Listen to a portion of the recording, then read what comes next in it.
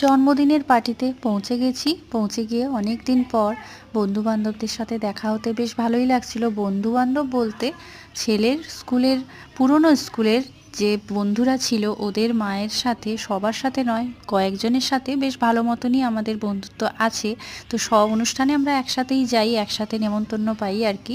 তো সেখানে ওদের সবার সাথে বেশ ভালো মতন বন্ধুত্ব হয়ে গেছে 1-1.5 বছর ধরে। তো সেখানে আমরা সবাই যেহেতু গেছিলাম, অনেক দিন পর একটু মজা হলো, বাচ্চারাও খুব মজা করেছে। সবথেকে বড় ব্যাপার হলো, যেহেতু এখানে আমার ছেলের কোনো সঙ্গী নেই, খেলার সাথী নেই, আমরা একাই থাকি, তার জন্য এরকম কোনো অনুষ্ঠানে গেলে ওর বেশ ভালোও লাগে আর অতিরিক্ত লাফাতে থাকে। সাধারণত বাড়িতে যতটা না লাফায়, এইগুলোতে গেলে একটু বেশি আনন্দে লাফাতে থাকে। তো তারপর আমরা খাবারের দিকে গেলাম। তো সিম্পল মেনু ছিল, একদম খাসির মাংস, ফ্রাইড রাইস ছিল, মিষ্টি, আইসক্রিম ছিল আর চাটনি ছিল। মোটামুটি ভালোই